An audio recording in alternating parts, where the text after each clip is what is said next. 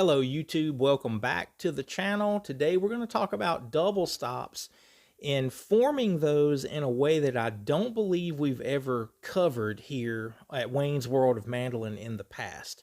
Before I start on that, I want to give a big shout out to Yeehaw Brewery for hooking me up with this dandy sweatshirt, and it's a cold day here in South Carolina and it feels nice to have this.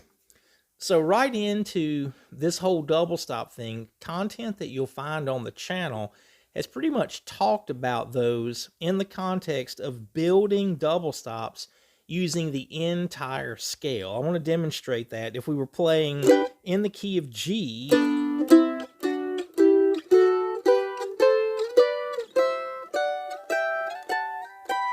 that would be a double stop scale in thirds, starting from the lowest interval. And we're using every note of the scale all across the fretboard to build those shapes. One of the other things that we can do is build the double stops just on the interval of the chord, or the intervals of the chord. This is something that you're probably in the process of learning, even if you're not studying it in the way that I think it's a great idea to look at this as a fretboard study. So if I take that same G, and instead of using the scale here, let's see those 8 notes. Okay, with my ring finger, I'm going to play every interval of the scale.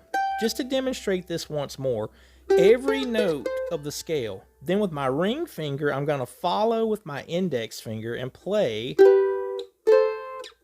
There's the whole double stop scale. Okay, what we're going to do today, instead of playing all 8 of those notes, I'm just going to play the notes that outline the chord. That would be a G, then a third above that, we have a B note. A third above that, we have a D note. There's my D, or my G chord ending on that D note. Then we're going to go back up and play the G note again at the 10th fret of the A string. Okay, now if I build double stops on those 4 intervals, but I only use the notes of the chord, the first G is going to have a B note played along with it. There's the third. It's the same shape that we had prior, thinking of the whole scale. 1, 2, 3. Built on a third.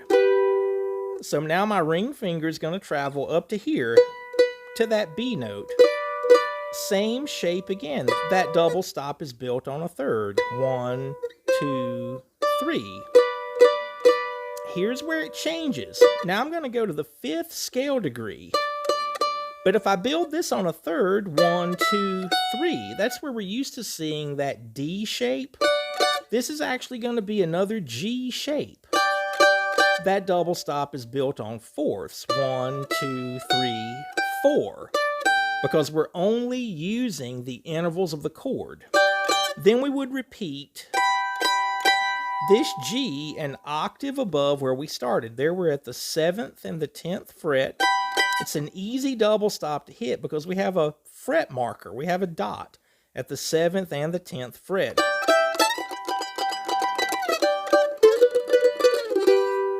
I just made that line based on these double stops. They're probably familiar to you. If I did this across the whole neck in the key of G, I would have a B note here and then an open D. There's my third as the lowest note. Then I would have 5 and 7. You probably recognize that shape. Playing bluegrass or playing your chop chord. So we have those 2 shapes. Then back to where we started. We could do this all the way across the fretboard with every different key signature. It'd be a great idea to do that. This can be so helpful navigating the fretboard. Now to C, D, we can see that movement in this traditional bluegrass sound that we could use to play backup or to play melodies. But let's make a little exercise of it that kind of is based on that sustaining kind of thing that we do with mandolin, thinking of like playing behind a vocal. So I'm going to play the 1, 4, and the 5 of G. We've already went through the G. So now think about the way the neck of the mandolin functions. If I move G directly up, there's a C shape. So this would be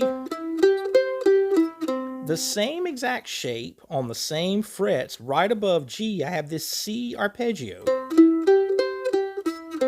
So now my ring finger plays those 4 shapes, or those 4 notes, then I apply the shapes. It's the same exact thing that we had done for the key of G.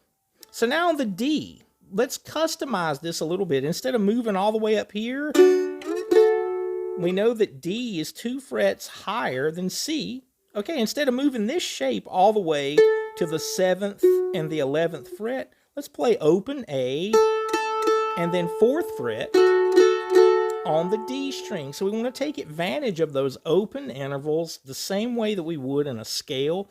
You can certainly find information about the scales and taking advantage of open strings here on the channel. So I'm going to play D, then this D, open in 4, then the 5th scale degree, that's where I have the smaller shape, 5 and 7, then the high D here at 2 and 5.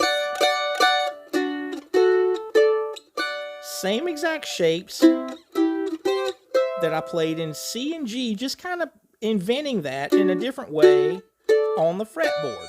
So now I'm just going to try to run through those, the 1, 4, and 5, G, C, and D chord.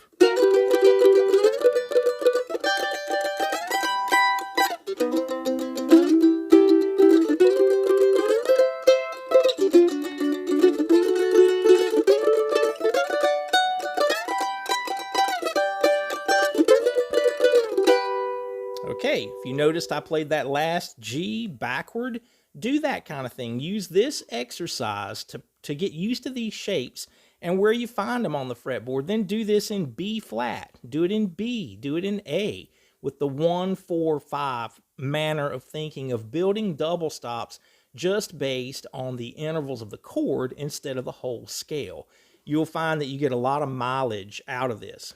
All right, if anybody's interested in Skype sessions, you'll find a good email on me in the description of every video. I also have a PayPal. I have a tip jar set up through PayPal. If you want to support the channel that way and throw me a few bucks, it would be greatly appreciated.